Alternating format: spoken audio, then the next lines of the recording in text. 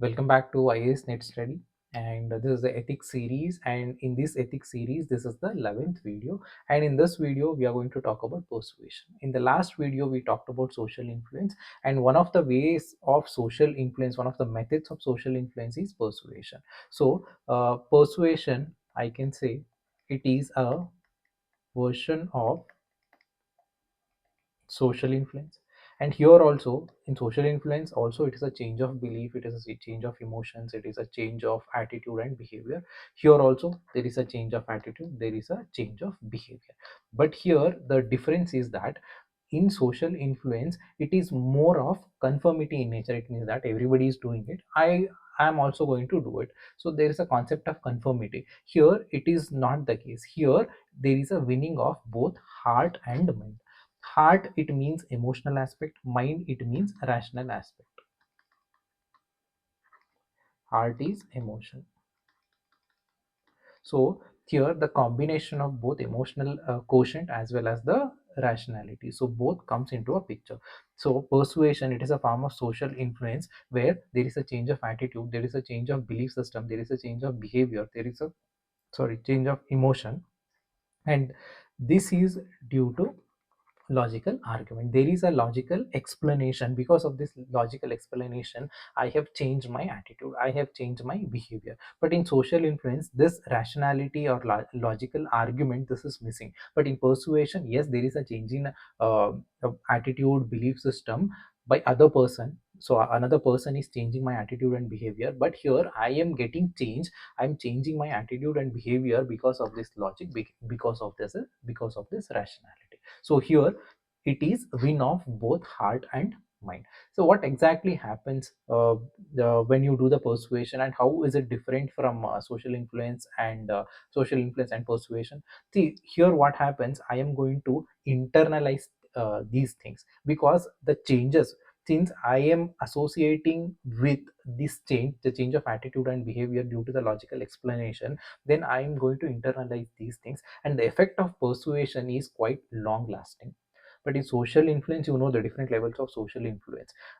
When it comes to the internalization, the last level of social influence, you know the three types: initially compliance, second is observation, and third is internalization. Only in the last level, if something is internalized, then only it is going to last long in my attitude. But here it is persuasion, it directly goes to the third level. So in persuasion, the impact or the change, it is going to stay in me for very long time, and I am going to internalize these change. Whatever the change in my attitude, change in my behavior, I am going to internalize it, and I can express these change in my conduct, in my behavior for a very long time. So this is persuasion. Here you can see persuasion, it's an attempt to influence persons beliefs, attitudes, intentions, motivations and behavior. Examples: election campaigning, or even the sales pitch, the salesman, the way he convinces, everything comes under the persuasion category. Conditions apply. What is the condition? Here take an example of sales pitch only. The sales pitch, it should not be there should not be manipulation, there should be a logical explanation. See, I want to buy a television, so here salesperson, he should tell both positives and negatives to me, then I will take a decision based on the argument. Then I have here he is putting everything in front of me, and I am convinced with his explanation. Now I've taken a decision to buy something. So here it is persuasion. In manipulation, what happens, he's not giving me complete information, he's only telling the positive things, he's all avoiding the negative things, he's not letting me know these negative things. Then it is more of it is of manipulation. He just want to sell a television set, I'm there in the shop to buy a TV. Now at any cost, this person have taken a decision that I am going to sell this particular TV brand to this person. Now he will use any tactics, every tactic to convince me to buy this particular brand. Here what happens, it is manipulation. Manipulation is different from persuasion. Persuasion is that I am salesperson is putting every information, both positive and negative, in front of me. Now I am taking a decision, I am taking a call regarding what to buy and what not to buy. So this is persuasion. And even a few more examples: Swachh Bharat Abhiyan. that also it is an act of persuasion from the government. And even there was a vaccine hesitancy during the COVID period. That time also government started persuading people that it is very much necessary in order to remove the vaccine hesitancy. So these are some of the examples you can mention in your answers. So let's go to the next slide. Next slide talks about some of the features of persuasion. It is ethically neutral. Neither persuasion is not considered something positive or negative. It is ethically neutral. So there is no right, wrong, nothing. It is put. I am a salesperson. I am putting all the information in front of you, and you are the one who is the decision maker. There is no right or wrong, good or bad here. It's that everything is transparent here. Next, it is an impartial process. Impartial, again, I am not fond of any of the brands here. I am just a salesperson. My objective is to serve the customer. So here I am serving the customer by putting all the information in front of you. So it is an impartial process. If I want to sell the particular brand because I get more commission out of it, then it becomes manipulation. But here persuasion is impartial process. It is neither good, it is not considered bad. Even it is ethically neutral. It is not considered ethically or legally positive or ethically legally negative. Then comes the third characteristic is, see, person is there to buy a television and he should have a complete freedom. There should not be any external pressure. When that happens, then only there is a persuasion. If I am continuously trying to convince you or trying to put pressure or trying to manipulate you, that does not belong to the category of persuasion. I have given complete info. I've received complete information regarding both the brand. There is a brand A and there is a brand B. So I've received complete information regarding brand A also, brand B also. Now I have that I have that freedom to choose the which brand to go for, A or B. It is up to me. I have that complete freedom. When I make a decision in that space of freedom, then it becomes persuasion. So there is no external pressure, there is no manipulation. So this is persuasion. So example, Swachh Bharat mission, vaccine hesitancy, these are the things you can give it in an examination. Now we talked about manipulation also. Now, how do you differentiate between manipulation and persuasion? There are three aspects you need to keep in mind. The first is intention. There is a salesperson and he gets more commission in order to sell the brand A television set, and he gets commission is quite lesser for the brand B. Now, his intention is to sell you the company A model because he gets a more commission. Here, intention matters. It is not persuasion. In persuasion, what happens? He's going to give complete details about A, complete details about B, and the customer is going to take a decision. But here in manipulation, what happens? The salesman already made up his mind that he's going to sell this particular brand, or if he sells brand A, then he's going to get more commission. If the intention is there is a biasness in intention, if there is a likes or dislikes in intention, then it becomes manipulation. And then comes withholding the truth. See what happens. For B, I am telling all negative things about it. For A, I am telling only positive things. Here I am withholding the truth. I am not lying, but I am withholding the truth. This is also a manipulation. Lying is something different, withholding is something different. Here legally I'm not something wrong. Even ethically also, I can say that I am in the border, but withholding truth, by withholding truth I am manipulating a customer, right?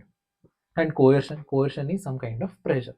Applying pressure also comes under manipulation. So these three make a difference between persuasion and manipulation. If the intention is wrong, it becomes manipulation. If withholding of truth is there, it becomes manipulation. If there is some kind of force coercion is there, that becomes manipulation.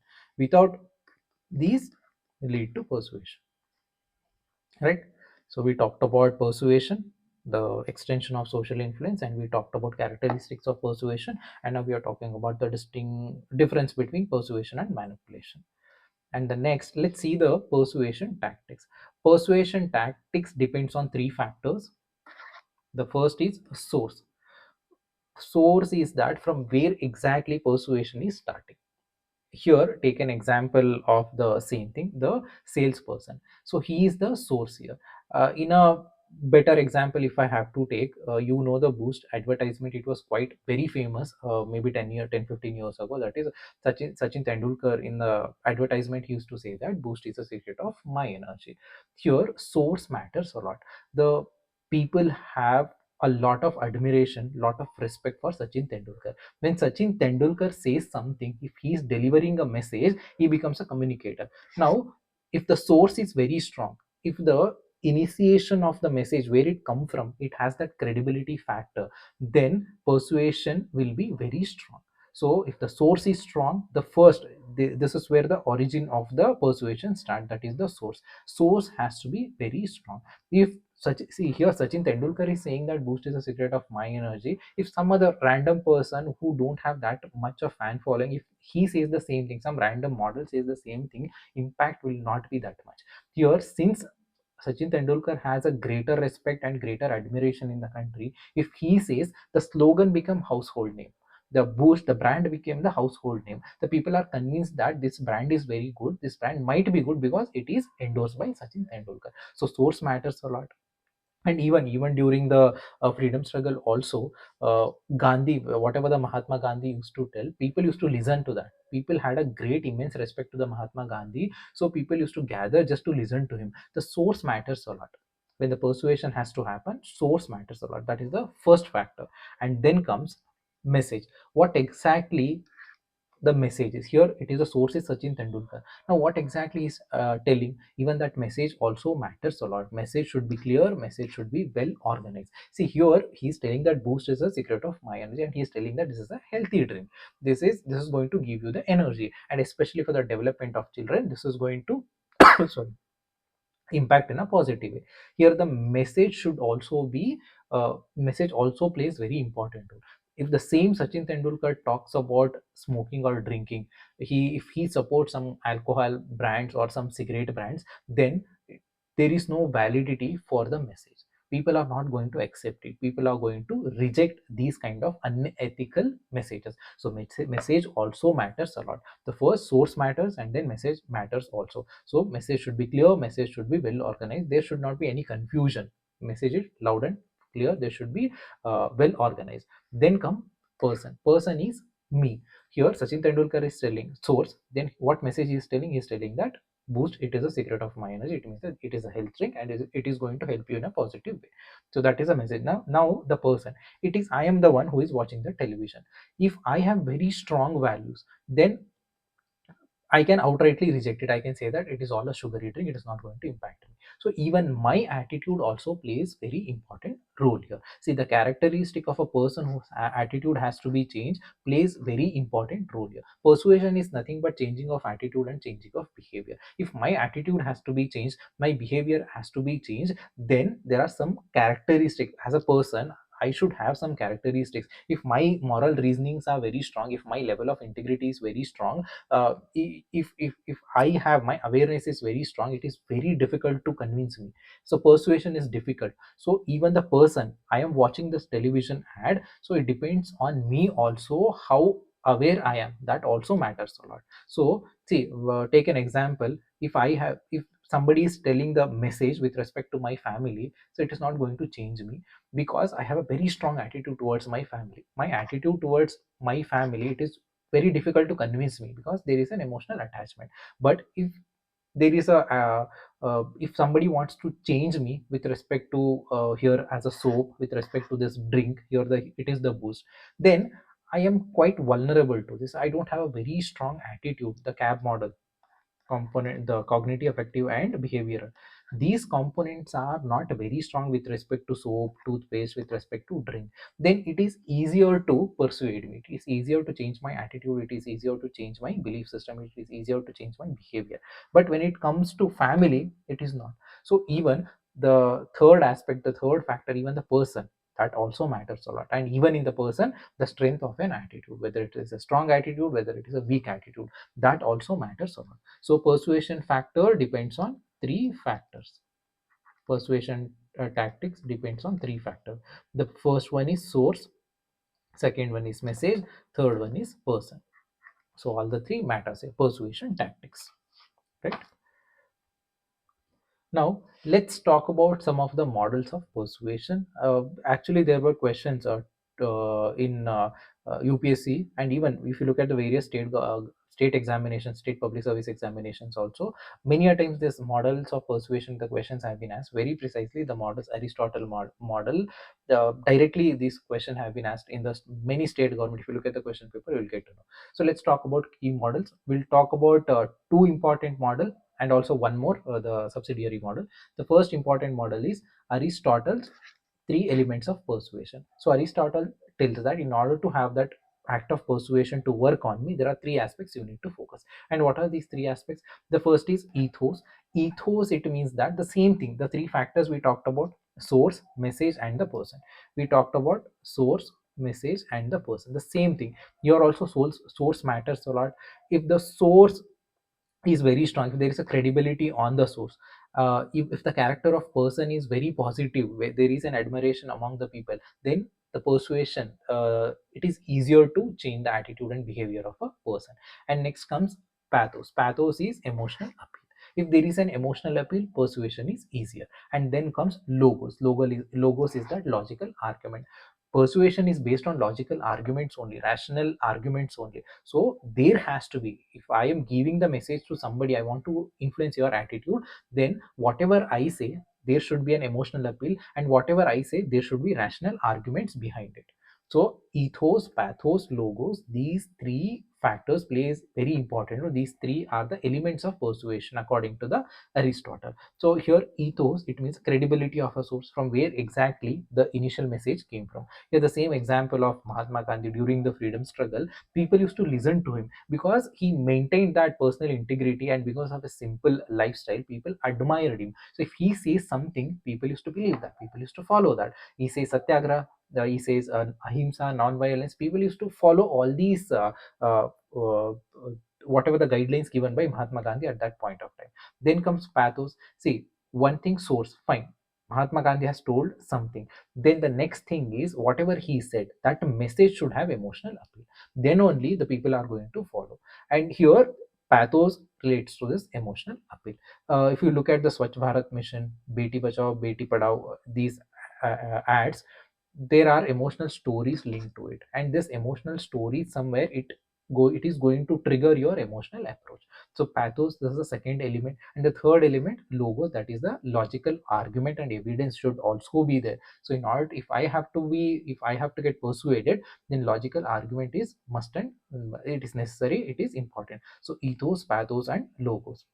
Logical argument, as a Ashok Kemka, he cancelled so many land deals. He declared the land deals as illegal by explaining with documents that why these land deals are illegal, right? Now let's go to the next model. The next model is ELM model. ELM model, it is called elaboration likelihood model. So here also, it also explains the act of persuasion. And here persuasion can be done in two ways. This model explains that persuasion happens in two ways. The first way is central route, and the second way is peripheral route. In the central route, what happens, whatever the persuasion, act of persuasion happens, it is long lasting. I internalize things, and it is going to remain in me for very long time. And here persuasion happens with very strong arguments. It's not superficial persuasion. Strong arguments have been given. Then I have convinced that yes, this is right, and I am going to change my attitude. I am going to change my behavior. So long lasting change with strong arguments, and obviously this is going to trigger the very deeper thinking. So here central route. There are two routes for the persuasion. One is central route. Central routes. This is going to make sure that the changes are long lasting. How is it going to happen? By uh, introduce a deeper thinking in you, by introducing stronger arguments. And especially as a training, as an example, training in Labasna, and especially using case studies and constitution value and the Bharat Darshan, these are the methods to persuade you to become an efficient officer. So this is central route. And then peripheral route.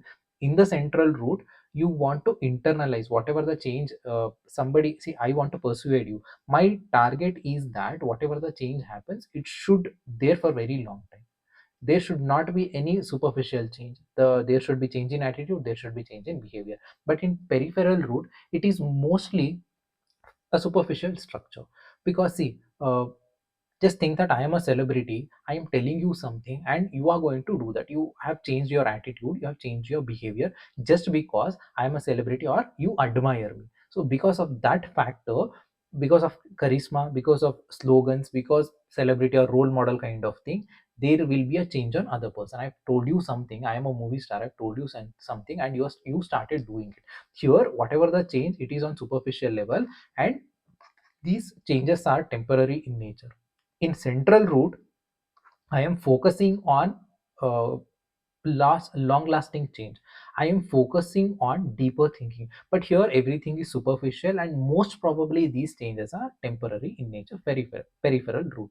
Usually, if I have to give an example, imagine there is a senior officer who is well known for his honesty and integrity, and he comes to your office, and you have a great respect to him, and his credibility is very, everybody respects him, and even you have that admiration for him. So as long as this senior officer is working in your office building, you all are working efficiently. Everybody in that office are working efficiently because there is a respect to this person, senior official. There is an admiration for this senior official, or there is a huge respect for the senior official.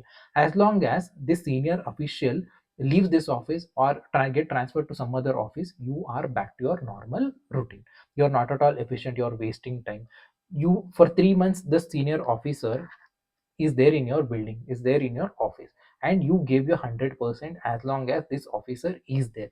But once this officer leaves it, then everything changes. You are back to time pass, laziness, everything comes back. So here it is a peripheral route. Again, persuasion happened, but for a temporary period. Here persuasion happened, as long as this person was there, you are efficient. Once the person left the office, then you are back to your normal routine. So this is central routine and peripheral routine. So two models we talked about. The first model is Aristotle model. Aristotle told that in order to persuade somebody, three elements are necessary: ethos, pathos, and logos. And in the ELM model, elaboration, likelihood model, and in this model there are two routes to persuade someone. The first is central route, second is peripheral route, right? Let's move to the next. Let's talk about examples, also examples from a public sector perspective, examples of persuasion from a public service perspective. Here, convincing villagers to send girls to the school, or to stop the open defecation, or to make police, convince them, persuade them to refuse bribes. So these are some of the examples. You can write it from a public service perspective. And another thing is, I told you that persuasion is change of attitude, change of behavior, change of beliefs, change of emotions, right? This is what persuasion. See, it can be used for positive thing, it can be used for negative things also. See, if I am efficient to persuade you, I can to do something good, I, with the same efficiency, I can persuade you, I can convince you to do the negative thing also. The example of terrorism and all, here also persuasion works. You are persuading another person to sacrifice his life for a bigger goal of religion. Again, here persuasion is happening from a negative perspective. So that is what here we are talking about. Persuasion must be used ethically. So you have to follow ethical means to persuade someone. And whatever persuasion happens, especially if you are working under the public sector, or if you are a civil servant or a public servant, then persuasion must be with respect to the public interest, and there should never subvert rules or justice. So whatever persuasion is happening, make sure that it is ethical, make sure that it is legal, make sure that it is working in the public interest, and never break the rules or never do something injustice. So this is with respect to persuasion. Now let's talk, before entering into the persuasion method, I want to tell you one more model, that is ACRA model. AC ACRA. ACRA persuasion, you know that it is a receiver centric exercise. That if I want to get persuaded, the entire focus is on me. You want to persuade me, then you are the one putting the argument. You are the one who is trying to convince me. So ultimately, it is a receiver centric exercise. And in this receiver centric exercise, the four aspects, it's very important to persuade a person, that is ACRA. The first is accreditation. Sorry, first is attention. See, if I want to get convinced, then I have to pay my attention to you. You are telling something, I have to give my 100% attention to you. First is attention, and the second thing is comprehension. Comprehensions is that you have explained me everything. Now I have to comprehend whatever you said. Now I have to make decision, right? In order to make decision, I need to understand what you said. So first I uh, given my 100% attention to you. I've listened whatever you said. Now I am comprehending. I am realizing that what you said exactly. I want to buy a television. You have given information regarding company A and company B. I have given the complete attention to you. Now I am deciding. I want to decide. You have told some positive things. You also told some negative things. Now I am comprehending. The second is comprehending. The third is retention. Then I want to eliminate unnecessary things and I want to retain those things are necessary. So I have eliminated unnecessary things of company A, unnecessary things of company B. Then I have retained only those things which are important to make my decision. And finally, it is action. Finally, I've taken a decision that I am going to buy a television set of company B. So ACRA model: attention, comprehension, retention, and action. This is another model of persuasion. So first is Aristotle, then ELM, and then ACRA. Now let's see the persuasion methods. So the first method, it is reciprocation. What exactly reciprocation is? It is give and take policy. This is a central principle of this method. What is that give and take method? I'll give the simple example. You go to a store to buy something, and the store usually they offer you cool drinks or something like that. Here, what happens? They are offering you something, and you develop that guilt that I have received something from these people. Then I have to buy something, even if you don't like anything. You end up buying at least one item from that shop. So this is give and take method.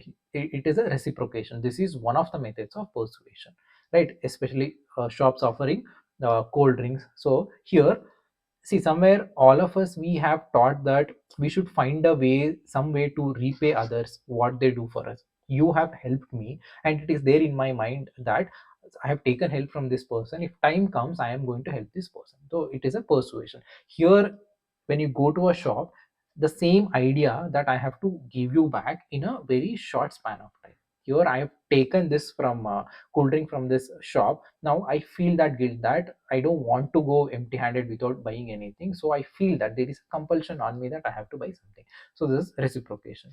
Then comes commitment and consistency. Commitment and consistency is that if I am saying something, then there is a moral obligation on me that I have to stand for it.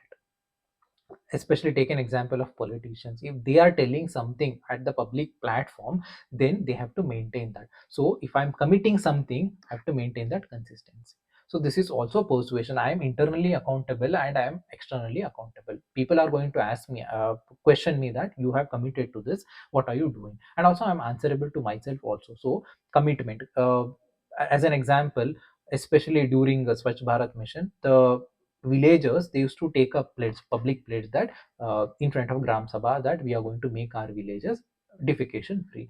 By taking this pledge, somehow consciously or subconsciously, they are going to work for it.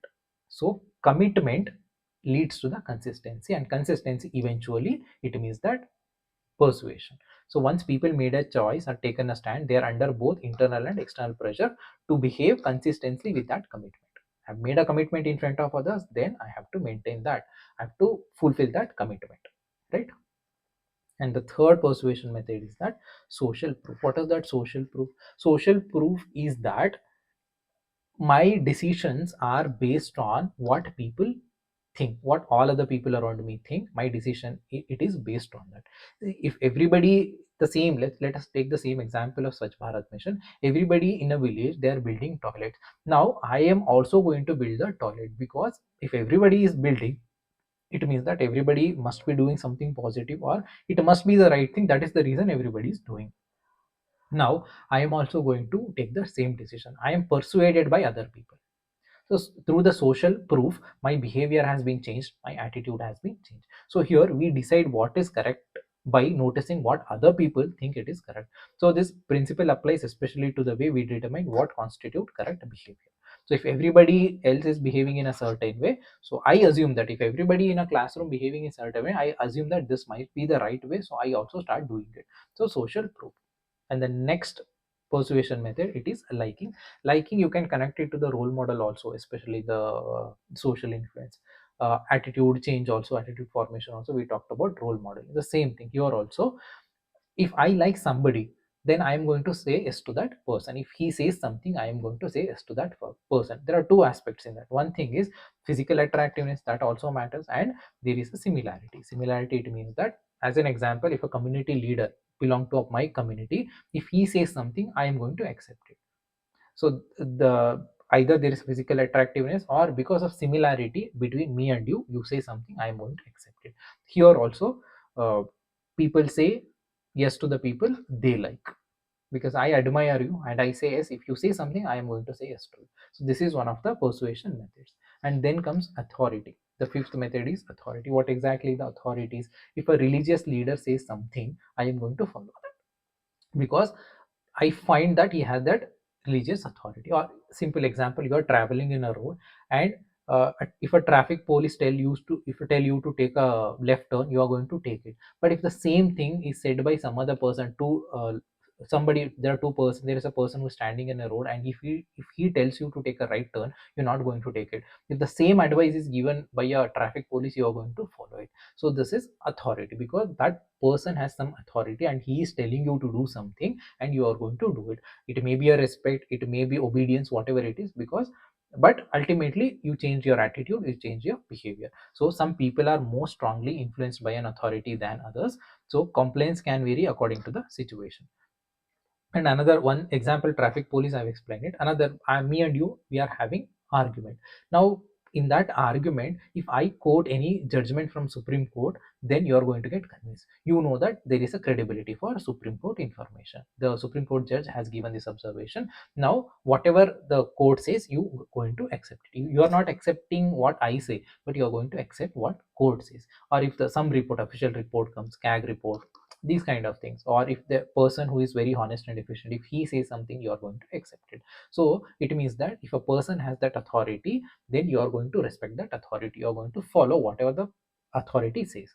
So here also persuasion happens because of authority, right? And the next type of persuasion is scarcity. Scarcity, in a simple example, if I have to tell that, you in Flipkart and Amazon, you must have seen that independence sale or a big billion days, these kind of ads, you must have seen that. Ultimately it is creating some kind of urgency. So big billion days will be there only for 3 or 4 days, so I have to purchase. So there is a lot of offer, so it is creating some kind of urgency. The situation, it has been made in a way that the desire to comply, it is increasing the desire to comply inside you. So highlighting limited availability or opportunity to create urgency.